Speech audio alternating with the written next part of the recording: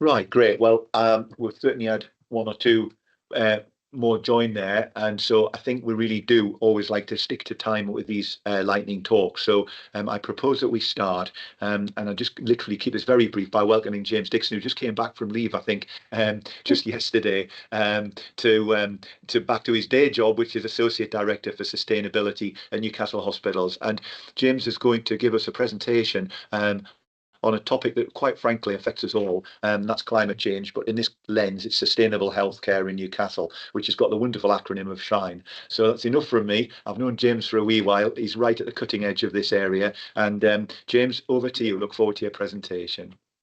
Thanks, David. Hi, everyone. I'll just share my slides. So yes, I'm here to talk to you about sustainable healthcare. So, but a little bit of background in terms of why we're here. So NHIP, a lot of you will be aware of because you're on the distribution list for these kind of lightning talks, set up dedicated satellites for some areas of specific research that we want to stimulate a bit of interest in. And one of them this year is a sustainable healthcare satellite. So with the help of John Isaacs on the call, I'm leading a subgroup, a satellite on that to stimulate interest in sustainability. So I'm going to give you a bit of a whistle-stop tour as to what sustainable healthcare means to us, give you an idea of some of the projects that we have worked on in Newcastle hospitals, maybe a focus on some of the care aspects. So a little bit of education, but also a bit of stimulation on some of the projects. And I'll finish up giving you some details about a big infrastructure grant call that NIHR are out for that'll be up for next month, which is around decarbonisation or achieving net zero in healthcare. So that's the carrot at the end of this, if you can bear with us for the next 15 minutes or so. So as I say, my name's James Dixon. I'm a chartered environmentalist, so no clinical qualifications whatsoever. I have to tell you that now. But I've been with the Trust for nearly 15 years now, focusing on trying to reduce the environmental impact of our services. And without further ado, I'm going to tell you a bit about our journey. So when I arrived in 2010, there was some good stuff that the Trust was already doing. We had reusable sharps boxes in Newcastle, and we've actually got a good footprint in the northeast on that. Kind of take it for granted, I'm sure, for some of you clinicians have seen them out and about. Huge environmental benefit to using these because you don't burn the box, it's actually just the contents. So can't say I had anything to do with that, but that was a great initiative that the northeast and Newcastle in particular brought into Europe in 2004. We have our energy centres on site. So some of you might see the big chimneys, particularly if you're in the medical school at Newcastle, you'll see it. It's really close. And what that means is we burn gas on site and we use the waste heat from that process, generating our own electricity, to warm the hospitals and the water that we have. And we've used that since the turn of the century. Very efficient, very carbon saving when the grid was quite dirty back then. Now, less so. So we need to move away from that. But it was good at the time. Then when I arrived, it was a bit of a blank canvas. So I arrived with a waste focus. I was the waste officer. We didn't have any other sustainability people. So I started to do sustainability on the side, recruit green champions and build a team, and also really got to work on waste. So some of the quick wins around zero waste to landfill, increasing recycling, working with clinicians to improve that and picking up some awards. And by the end of this period, started to build a team. So it wasn't just me, the only one doing the work in the hospital, but we developed a strategy and action plan in the early days. Then it got to a point where we really needed to up our engagement, particularly with more green champions and more clinicians who were getting increasingly interested. And we created this SHINE brand that David just touched on there. So it stands for Sustainable Healthcare Newcastle. And hopefully it demonstrates that it's beyond the traditional estates sustainability that a lot of people associate with net zero or sustainable healthcare, the green ones on the top. It's also all the carbon that's embodied in our services, how we move patients and goods and other things. So it really does cover the full breadth of sustainability. I've got a bit of feedback if someone could go on mute. Thank you. And then we were doing quite well. We're starting to make incremental gains. And what I found that the science was showing us that we weren't doing enough. And you'll remember at the time in 2018, 2019, there was a big push from the climate community showing that the science was completely showing that we were not heading for the Paris Agreement 1.5. We were going to well overshoot that. So there was a good rise of climate emergency declarations, particularly in local authorities. And I took this and put a proposal to board that we should declare a climate emergency. Now, the timing worked well. We were the first healthcare organisation to do that, but we joined with Newcastle University and Newcastle Council at that time in 2019 to really show that this is important for Newcastle, it's important for public health, so therefore it's important for us as an organisation. So what is declaring a climate emergency? It's an acknowledgement that it threatens population health, so it should be important for us. We need to fast track our emissions reductions, and we want to collaborate on this across the city. So it's an important point. NHIP, that was one of the reasons why the satellite was created because we knew coming together in this space was going to be really helpful. Why did we do that? Well, you'll be aware the Lancet has been saying that it's the biggest global health threat of the 21st century. That was since 2009. It was the subject of a paper, Can We Keep Within 1.5 Degrees? That was in 2018. And it was shown that at the time we were on a 50-50 chance of keeping within that. And when you breach 1.5 degrees, that's an important number, you hit tipping points that just perpetuate the worsening of extreme weather events and other things. So that's why we hear of 1.5 and keeping below 2. You'll be aware of the Hippocratic Oath, first do no harm. Why are we driving around in diesel vehicles and bringing more COPD patients back in the front door in A&E? So really it is, a bit of a moral obligation in healthcare to do all that we can. Society, we're becoming aware of it. I wasn't spending as much time and energy as an environmentalist challenging people's beliefs on anthropogenic climate change. People were starting to get this. So that was good. And obviously our anchor institutions were on board. So we were collaborating. Newcastle University and Newcastle Council declared at the same time. Now, apologies if you're already in this game and you know a bit about sustainable healthcare, you'll be familiar with this slide. So not long after we declared, the national team appointed a chief sustainability officer and then eventually published this report, Delivering a Net Zero NHS. And a great diagram within that shows the carbon emissions or the greenhouse gas emissions associated with healthcare. And this is a good way of, I think, visualizing quite a complex subject. So greenhouse gas reporting is quite complex and technical, but you can see that within control of the NHS emissions, you have a lot of topics here, and also outside of that control, but we can influence. So you think of the medicines, that's a big part of the carbon footprint there.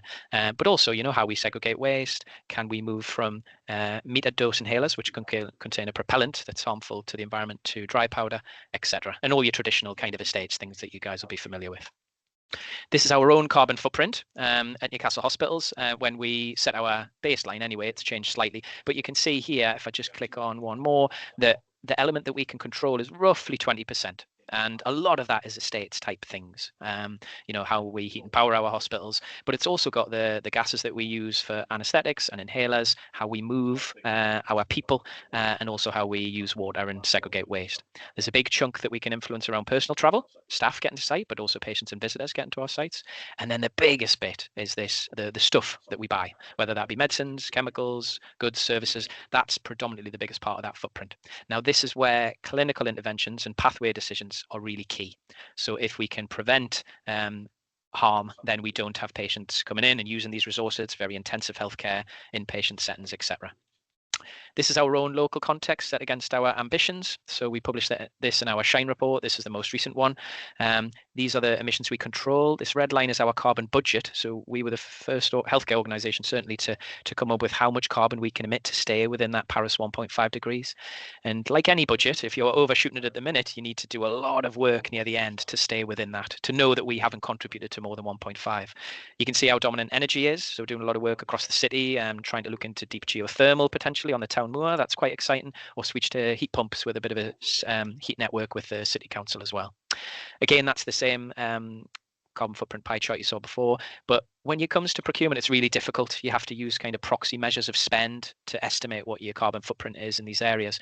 We've done a lot of work. Annalisa Mills in my team has done a lot of work with our procurement team. And for the first year, this year, we've got some actual emissions reported from our suppliers. So the confidence has gone up in that carbon footprint in the supply chain. However, you can see that what the carbon footprint actually is, there's a lot more embodied carbon in those medicines and goods and services than we initially thought. So our strategy, when we declared a climate emergency, we set forward our strategy. I'll not go through all of this, but essentially we've got three main goals around the themes of zero carbon care. So you hear a lot about carbon, but also clean air, massive benefits to population health if we can reduce fossil fuel burning, and also zero waste. So how can we move to a circular economy? Often you'll see in healthcare we've switch to single use on the risk profile, or maybe on the safety elements, when not a lot of that's backed up in the peer reviews and certainly the practice. So infection control colleagues get blamed for that in microbiology, but quite often that's just happened without their knowledge. So we really want to challenge that, and we do quite well in the Northeast on that. The rest of the strategy focuses on the shine areas that I touched on, and it says what do we want to achieve, how we're going to do it, and how we're going to report it. So I'm just going to whistle through the themes to give you an idea of what we cover. So on energy, we want to produce as much energy as we can on site. We are a big user of energy, so even if we filled all our roof space with solar panels, it would barely be enough to keep us going. But that said, we're trying to roll out as much as we can. And then there's some exciting projects that we're working with our partners that hopefully, if this comes up, like deep geothermal or big heat pump arrays that we'd tap into ourselves, the university and the council, you'll see that graph really drop on the energy emissions, because you can get more renewable electricity. And with the cleaning of the grid by 2030, which is the government target, we can maximize use of that. Journeys, this is where we're trying to clean up the air. I should have updated this, only got the first 3. We've started after COVID on a bit of an uptick, so we're not quite back up at this level, but we've started to see air travel and other things come back up here. So still some work to do. But locally, you might have seen the electric hopper that we use between the Freeman and the RVI. That's great. There's zero tailpipe emissions now. We help support staff commuting into work as well, and switching to zero emission vehicles for our couriers and other bits within our control. So that's how we try and reduce these emissions down. Waste, some excellent reuse examples in the northeast. We have reusable curtains in Newcastle hospitals, for example. Not many trusts still have them. So trying to protect that element of reuse, when life cycle studies have shown that if we can reuse these assets, it's actually lower environmental impact than single use. And then some good examples of reuse, the sharps boxes, specimen trays. I saw Jennifer on the call leading, doing some great stuff with our green champions in lab medicine. Reusable theatre hats. Northumbria have been doing this for a little while. We're trying to adopt that as well. And just improving our waste segregation, because the more we can move up the waste hierarchy to recycle and reuse, the better. Buildings and land. So how can we design our buildings as best as possible with the lowest environmental impact? When we do get money and capital funds to do this, we have plans to make them BREEAM outstanding, and also to green our spaces. So where we do have rich green spaces, how can we make them as biodiverse as possible? We have a 30-year biodiversity action plan for both our sites. So that has benefit not only to nature, but patients and staff health and well-being. It's known that recovering from illnesses, is sped up if you've got more access to green space. So very interested in research in this area. If anybody's keen on natural capital and biodiversity in healthcare, please get in touch. And then models of care. This is the big one. This is where I'll touch on the funding grant later on that NIHR are doing. But some of the work that we have done, great stuff in green nephrology, led by Dr. Surin Kanagasundram at the Freeman Hospital and the Sustainable Healthcare Coalition. Baking our Newcastle improvement faculty, baking sustainable quality improvement into that. So every improvement project we do, how can we look at the environmental impact and what benefit there's been? We crack our Entonox. So Entonox is an analgesic. It's a mix of nitrous oxide, which is a powerful greenhouse gas, as well as being a very good pain relieving gas. And we brought technology over from Scandinavia, which allows birth and mums to still use it, but breathe back into a machine that cracks it. So we use that in our maternity services here, and that's really reduced our impact of our nitrous oxide. We've also turned off nitrous oxide at Freeman Hospital. Clinicians don't need it anymore, and we're trying to limit the use of it at RVI. Still got a need in peds anesthesia, but we're trying to move that to a lean supply rather than a leaky pipe supply. Inhalers, respiratory work, loads of good stuff going on across the country, but if we can better educate patients to use their inhalers properly and not really, have to use the emergency ones, then that will reduce environmental impact, better for their outcomes. But also, if it's clinically viable to move to dry powder inhalers, huge reduction in the carbon footprint of that service as well. And where we've tried to get more capacity in at Newcastle to work on clinical sustainability, we've had real success with our charities funding 2 years worth of clinical sustainability fellows.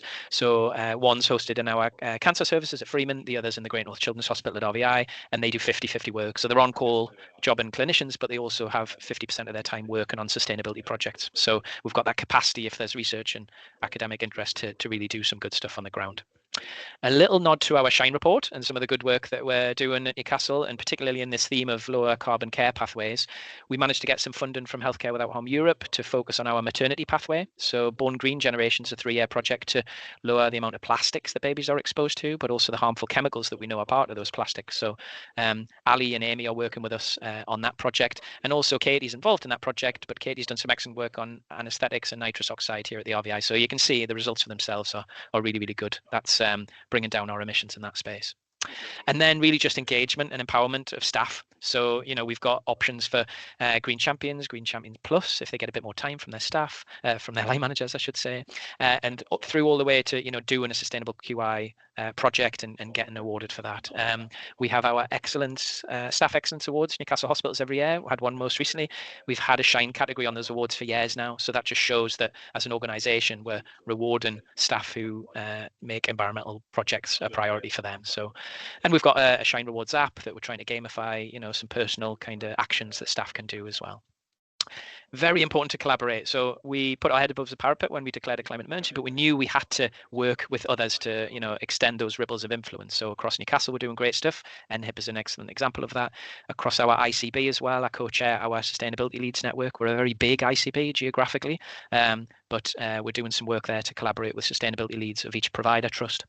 Nationally, the Greener NHS team, we link in with them really, really well. And we're part of the Shelford group. Some of you will be aware, the Russell group of universities in academic land. There's a Shelford group of hospitals. There's 10 trusts that collaborate on a lot of work as well. And also beyond our own international borders, I sit on the board of Healthcare Without Harm Europe. So I volunteer as a board director there. And that's basically bringing together all the health systems of Europe. So there's doctors networks, nurses networks, and research and academic networks as well. So we're trying to share and learn from them. How we brought that nitrous cracking technology over from Sweden, as an example, was through this network. So really good. And then just to finish on, yeah, I'm nearly on my 20 minutes. That's good. The NHIP Sustainable Healthcare Satellite, I just wanted to finish on this. So we want to unite NHIP partners to work on collaborative and interdisciplinary research with a focus on sustainable healthcare. So hopefully I'll give you a flavour of some of the things that we're working on. But what we really want to do is stimulate a bit of academic interest in it, and then we can help facilitate that research with green champions or lead clinicians. And delivering environmentally sustainable healthcare and research, that's going to meet the needs of our people within the means of the planet. So the eagle-eyed viewers would have seen our vision. That's what we have as an organisation.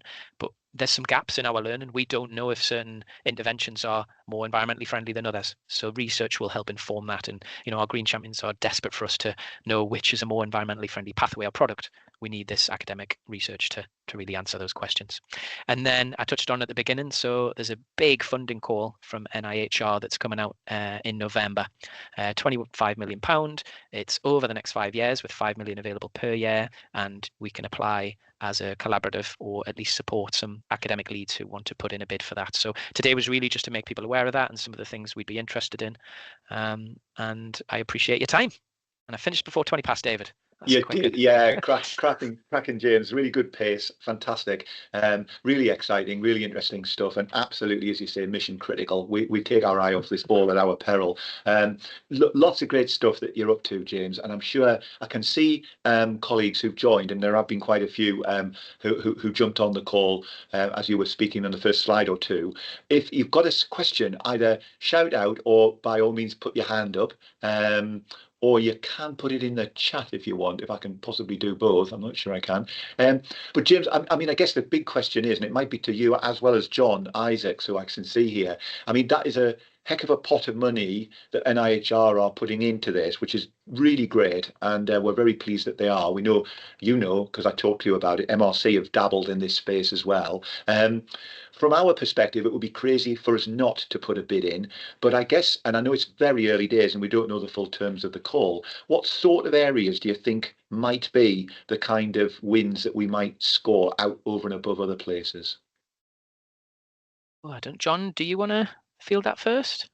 I think we can take it from different angles, James, to be honest. I think, James, you probably would have a better idea perhaps as the actual area. I think with the good work that NHIP's been doing, in what we do have is a really good collaboration across various organisations. And so in terms of interdisciplinary type research, I think we could score highly on that. Yeah. I actually think the challenge, as ever with these things, is going to be to find the people that have the capacity to write something. Yeah. I think there's plenty of ideas around, and it's interesting actually, David, that when we have our satellite meetings, that we are attracting people from down on Teesside, from all over the northeast. It's been a little bit of a struggle to find actually Newcastle University academics that want to get involved in this. That's been my reflection on it. I think at the last meeting we had a few. Well, all I would say, John, and you well know this, that you can't beat a little bit of money to grease the palms to certainly generate a bit of interest, and that might be maybe the catalyst. Who knows? Yeah. But in terms of areas, James, I don't know where what's ripe for us in a sense, or what's becoming ripe. I'll answer that and I'll come to Jennifer. So every care pathway has the opportunity, I would say. So I wouldn't want to close off on any areas. Probably the ones that have maybe had a bit more academic interest and peer-reviewed literature is around ones where we've got good data. So David, we were touching on this at the very beginning. Anesthetic gases, respiratory with inhalers, quite a lot of work there, and it's known the impact and the intervention and what we can do. There's still work to do, but if I was saying there's gaps, it's on all the other care pathways. The literature is limited, and we have green champions in all areas. So it'd be more about, right, is there an academic who's really keen on this aspect of it? We can then hook you up with the practitioners and maybe think about how best to pitch. Yeah. Jennifer, you want to come in? I'm not sure if you're going to comment on this, or maybe you've got a separate question, in which case, don't worry, go for it. I suppose it's kind of related. Thank you for that presentation. it's around capacity. You mentioned there, we have got a whole host of green champions, and yeah, it's all very well saying we've got clinical fellows to do various projects. It's how do you release staff on the ground who have the ideas to then be able to sort of put a plan together to then present it, because that's the difficult part, I think. And I suppose you've kind of alluded to that there would likely to be some support from academics to be able to do that, because we're all short of time, but we don't want that to stop us from trying to move forward with projects. As a comment initially. And then I wonder about bioplastics and what are we doing in utilising those in all of the consumables that we use for the trust. I went to the Sustainability Expo in Birmingham a couple of weeks ago, and the NHS kind of was underrepresented in that arena. And I don't know whether it's because there are different expos which are more NHS related, but there was industry partners and everything else. But they were kind of talking about that it's difficult to get into the NHS to sort of engage, which I found hard to believe that was the case. Whether they're not talking to the right people, I'm not quite sure. But bioplastics is, you would have thought, a way forward and would be something that we should be striving to introduce. So we've had actually, I mean, I'm not sure, I think it possibly interfaces with a really great question from Claire Robinson in the chat, and then we're probably going to have to halt this when James has had a chance to answer. I don't know if you can all read that, but are there any opportunities for businesses to feed into this initiative? It's actually the exact question I was asking James earlier before we started, Claire, where it might not be the right platform. Well, I think it is, to be honest, because really they are the third part of the triangle between clinical academia and industry, who are making a lot of these products and what have you. James, do you want to have the final word on this, and then we'll close up to cover maybe some of Jennifer's excellent comments as well? Yeah, will do. Thanks, Jennifer. So definitely there's a space for businesses. On the NIH call, it has to be around an academic led, but if they've got connections into businesses that can provide innovative solutions, that's going to make the bid stronger. Absolutely.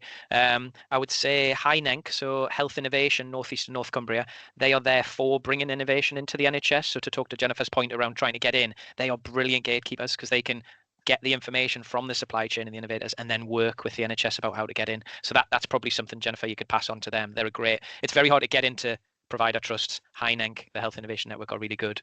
And yeah, I think that's probably it, I would say, David. Yeah, no, that's fine, James. That's probably the link, to be honest, as well, because I do a lot of work with industry and business too. But you're absolutely right in terms of the implementation into the NHS. So that's a good comment to finish with. So no, I mean, that obviously it is such a critical area. It's something that, as I said at the start, you take your eye off at your peril, really, if we're not all mindful of the climate emergency. It's everybody's business. So we can do little things day to day, all of us, but let's try and step it up a bit, and let's get a really compelling bid into NIHR to raise the profile here as well. So it just remains for me to thank James again on behalf of us all. That was really engaging, James, and really interesting. And to Beth and Sian for facilitating the meeting, and to you all for taking the time out to join.